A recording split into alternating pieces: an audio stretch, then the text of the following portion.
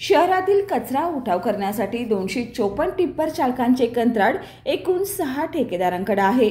परंतु फक्त 190 चालक पुरवत वरील 70 चालकांचे पगार लाटून ठेकेदारांनी 1.5 कोटी रुपयाचा घोटाळा केल्याचा आरोप आम आदमी पार्टीने केलाय. या घोटाळ्याची व्याप्ती वाढली असून ती 2.5 कोटी झाल्याचा गंभीर आरोप आपचे प्रदेश संघटन संदीप देसाई यांनी आज पत्रकार परिषदेत केलाय. काय सांगाल, आपण जे आरोप केले त्याच्याबद्दल टिप्पर चालकांची परत प्रतिक्रिया आल्या, ज्याच्यामध्ये आपवर आरोप केले गेले, काय सांगाल? खरं तर तुमच्या या प्रश्नाला मला 2 टप्प्यामध्ये उत्तर द्यावं लागेल. एक, आम आदमी पार्टीनं जे टिप्पर चालकचे कॉन्ट्रॅक्टर आहेत त्यांच्यावर याच्या आधीच 1.5 कोटीचा घपला केला आहे अशा पद्धतीचे पुरावे, वस्तुस्थिती मांडणारे पुरावे महानगरपालिकेकडं सबमिट केलेले आहेत. पत्रकार बंधूंना आम्ही सगळे दाखवलेले आहेत. तो डपला 1.5 कोटीचा होता असा आमचा समज होता. पण त्याच्या पुढं जाऊन मला त्याच्याच पुढचा टप्पा तुमच्यासमोर मांडायचा आहे की तो 1.5 कोटीचा घोटाळाच तुम्हीच नाही आहे, त्याला अजून 1 कोटी आपल्याला ॲड करावे लागतील. ते कसे आहेत तर 190 लोकांचा पगार, म्हणजे 190 कामगार आहेत, 254 लोकांचे पगार घेतले जातात, 190 लोक कामावर आहेत. या 190 लोकांना जो पगार दिला जातोय तो सुद्धा किमान वेतनाप्रमाणे दिला जात नाही. अशा पद्धतीचे खात्रीशीर किंवा वस्तुस्थिती दाखवणारे प्रूफ आमच्या समोर आलेले आहेत. याच्यामध्ये कंपन्यांनी 190 कामगारांचं जे काही PFचं चलन तुटपुंजा स्वरूपातमध्ये भरलेलं आहे PF ऑफिसमध्ये, त्याचं रेकॉर्ड आम्ही महानगरपालिकेकडनं मिळवलं. त्या रेकॉर्डनुसार त्यांनी प्रत्येक व्यक्तीचा पगार हा 15,000च्या आसपास दाखवलेला आहे. आणि याच्यावरच न थांबता त्यांची काही क्रॉस बँक स्टेटमेंट आम्ही व्हेरिफिकेशनला घेतले. बँकेच्या अकाउंटवर त्यांच्या किती पैसे जमा आहेत याच्या पद्धतीचं ते लक्षात आलं की आमच्या 14,000, 15,000, 16,000पेक्षा जास्त पगार दिला जात नाही. मग वरचे पैसे राहतात किती तर 25,300चं कॉन्ट्रॅक्ट आहे. 25,300मध्ये किमान 21,525 रुपये त्या कामगाराला किंवा कर्मचाऱ्याला मिळाला पाहिजेत. त्याच्याऐवजी म्हणजे बाकीचे कटिंग PF वगैरे सगळे धरून त्याच्याऐवजी 15,000 दिले जातात. मग वरचे राहत आहेत किती 6,525. 6,525 गुणिले 190 कामगारांची संख्या गुणिले 1 महिना 30 दिवस आणि तसंच 8 महिने 9 महिने जे आत्तापर्यंत झालेलं आहे ते असा जर हिशोब केला तर हा पुन्हा 1 कोटीचा नवीनच घोटाळा आहे. म्हणजे पहिला 1.5 कोटीचा घोटाळा, आता हा 1 कोटीचा घोटाळा. अशा पद्धतीनं हा 2.5 कोटीचा घोटाळा आता प्रथमदर्शनी वस्तुस्थिती चेक केल्यानंतर आम्ही निदर्शनास आणून दिलेला आहे. या संदर्भामध्ये व्हेरिफिकेशन करायला गेल्यानंतर 2 दिवसापूर्वी महानगरपालिकेकडे ज्यावेळी आम्ही गेलो, हे व्हेरीफाय कसं करायचं तर महानगरपालिकेकडे फाळणी पुस्तक असते.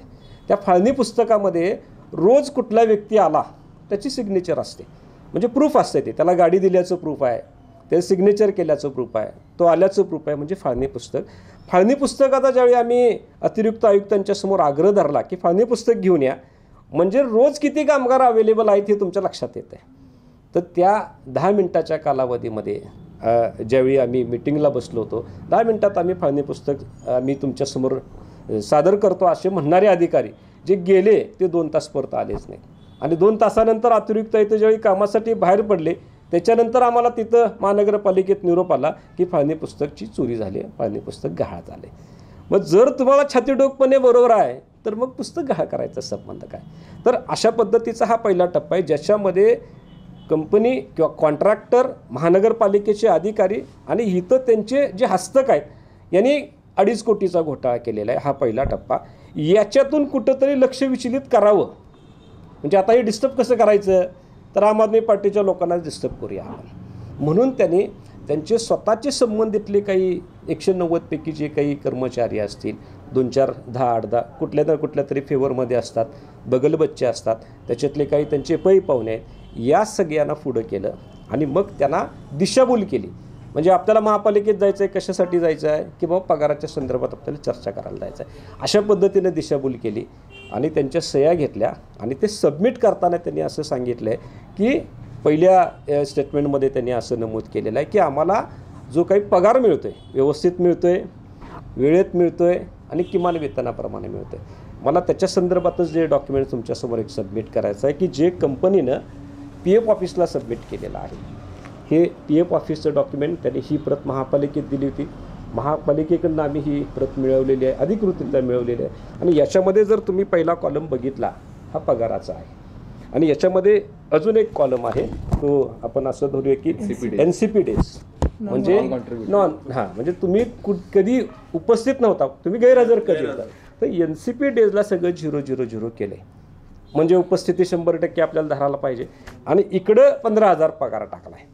म्हणजे जो पूर्ण वेळ काम करतोय त्याला 15,000 असं डॉक्युमेंट्स, वस्तुस्थिती मानणारं डॉक्युमेंट्स आज आम्हाला महानगरपालिकेच्या माध्यमातून काल मिळालं. आणि हे जे काही डॉक्युमेंट्स आहे याच्याच बेसिसवर आम्ही हा आरोप केला आहे. आणि वैशिष्ट्य म्हणजे त्यांनी टिप्पर चालकांच्या काही लोकांनी आमच्यावर जे काय आरोप केले ते खोडणारा पहिला आरोप तो पुरावा म्हणजे हा आहे. म्हणजे ज्याने आरोप केले त्याचं नाव दीपक कांबळे, तो एका ठेकेदाराचा हस्तकाचा त्याचा मावस भाऊ आहे. बाजीराव माळी तोही संबंधित बगल बच्चा आहे. या दोघांचा पगार पण 15,000 दाखवला याच्यामध्ये. म्हणजे जे ते सांगतायत किमान वेतन प्रमाण मिळते तेच खोडून दाखवत आहे. तर त्यांचे पगार कुठल्याही कंपनीनं आजपर्यंत 10 तारखेच्या पगार केलेला नाही ह्याचं रेकॉर्ड महानगरपालिकेमध्ये आहे. आमच्याकडे काही बँकेच्या अकाउंटच्या स्टेटमेंट आहेत, याच्यामध्ये एक सॅम्पलसाठी धरलेत आहे. आणि या सॅम्पलसाठी धरलेल्या याच्यामध्ये जर बघितलं तुम्ही तर हे जे पगार होत आहेत, आता 24 जूनचा पगार झालेला आहे बघा. 24 जूनला पगार झाला म्हणजे 10 तारखेच्या आत पगार होत नाही, पुरेसा पगार होत नाही. 21,250 न दिल्यामुळे त्याच्यावरच्या PFमध्ये चोरी केली जाते. तो वेगळा स्वतंत्र विषय, तो आम्ही तुमच्यासमोर पुढच्या टप्प्यामध्ये आम्ही मांडणारच आहोत. आणि मला एक अतिशय प्रामाणिकपणे सांगायचं आहे, आम आदमी पार्टीनं आत्तापर्यंत जी आंदोलनं हातामध्ये घेतली, ज्यांच्या विरोधात आंदोलनं केलेली आहेत, त्यांच्याबरोबर कुठल्याही 1 रुपयाच्या सुद्धा सेटलमेंटला आम्ही कधीच तयार झालो नाही. याच्या आधीसुद्धा आम्हाला ऑफर आल्या होत्या, याच्यानंतरसुद्धा आम्हाला ऑफर येणार. आणि त्या कुठल्याही जिथं पैसे आणि इथिक्स याचा संबंध येईल तिथं इथिक्सला आम आदमी पार्टी प्रायोरिटी देणार, पैशासमोर झुकणार नाही. आणि म्हणून कुठंतरी आमच्या ह्याची लढ्याची दिशा बदलण्यासाठी, म्हणजे आज लढा कुठला आहे की कंपन्या, महानगरपालिकेचे अधिकारी विरुद्ध आम आदमी पार्टी, दिशा बदलायचा काय प्रयत्न होतो आहे टिप्पर चालक आणि आम आदमी पार्टी. तर हे दिशाभूल आम्ही सहन करणार नाही. आणि ज्यांनी ही स्टेटमेंट दिलेली आहे त्यांच्यावर आम्ही कायदेशीर प्रक्रिया सुरू केलेली आहे. आमच्या वकिलांच्या पॅनलबरोबर आज सकाळी चर्चा झाली आहे, कारण बातमी आमच्याकडं प्रॉपर आली नव्हती. काय म्हटलं आहे, कोण काय बोललेलं आहे ते आमच्याकडं आलं नव्हतं. आज आम्ही त्यांच्यावर कायदेशीर क्रिमिनल FIR प्लस मानहानीचा दावा असं दोन्ही अँगलनं आम्ही विचार करतो आहे. कदाचित आजच आम्ही त्यांना नोटीस सोडू सोशल मीडियाच्या माध्यमातून, जाहीर माफी मागा अन्यथा आम्ही पुढं तुमच्यावर ॲक्शन घेतो आहे म्हणून. आणि कोणत्याही पद्धतीच्या कायदेशीर कारवाईला आम आदमी पार्टी सामोरं जाणार. आम्हाला खात्री आहे आमच्यातला एकही व्यक्ती चुकीच्या पद्धतीनं ॲक्ट होणार नाही, कुठं चुकीच्या पद्धतीनं कुणाकडं जाणार नाही. आणि या प्रेस कॉन्फरन्सला एक वेगळेपण मला तुम्हाला दिसत असेल की काल जे टिप्पर चालक होते त्यांनी आम्हाला स्वतः फोन केला होता की आम्ही येतो प्रेस कॉन्फरन्सला, हवं तर आम्ही बाहेर थांबतो. पण आम्हाला त्यांच्या मजबुरीचा फायदा घ्यायचा नाही आहे. कारण का हस्तक आहेत, ही महानगरपालिकेचे कारभारी हस्तक आहेत, त्यांना माहीत आहे कुणाला कुठं दाबायचं. आपल्या क्लिअरिफिकेशनसाठी कुठल्याही व्यक्तीच्या पोटावर म्हणजे नोकरीवर गदा येता कामा नये, आमचं प्रिन्सिपल आहे. आम्ही त्यांना पगार मिळवून दिला आहे तर का दिला आहे, आम्ही त्यांना टिकवणार सुद्धा. आज ते 100% आमच्या बाजूने आहेत. ज्यावेळी आम्ही आवाज देऊ, गरज वाटेल 100% आम्ही तुमच्यासमोर सगळे उभा करू. त्यावेळी दूध का दूध पाणी का पाणी वेगळं होईल. पण प्रायमरी हे जर तुम्ही डॉक्युमेंट्स बघितला, ज्याने आरोप केले त्यालासुद्धा 15,000 पगार आहे आणि त्यालासुद्धा वेळेत मिळत नाही. 24 तारखेला त्याला, 22 तारखेला त्याला पगार मिळतो. फक्त प्रेशर टॅक्टिक्स वापरायच्या कुठंतरी आम आदमी पार्टीला असं बदनाम करून. आणि त्याच्यानंतर आम्हाला ऑफर पण आल्या, काय मिळणार आहे तुम्हाला, बोलूया, चर्चा करूया. पण आम्हाला त्यांच्या कुठल्याही प्रलोभनाला बळी पडायचं नाही. आणि आमचा लढा महानगरपालिका आणि महानगरपालिकेचे अधिकारी, कॉन्ट्रॅक्टर त्याचे घेतले असते त्यांच्या विरोधात आहे. आणि तो शेवटपर्यंत टिप्पर चालकांसाठी राहील.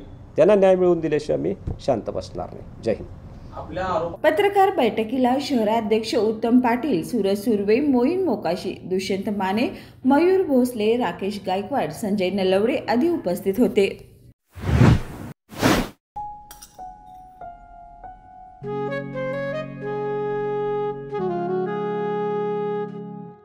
बाबा, आज येताना बासुंदी घेऊन या ना. अगं कालच आपण आईचा वाढदिवस होता म्हणून आणली होती ना. ऐकलं, गोकुळची बासुंदी पुन्हा खावीशी वाटतेय. खरं सांगू, मलाही खावीशी वाटतेय. पुन्हा पुन्हा खावीशी वाटणारी गोकुळ बासुंदी.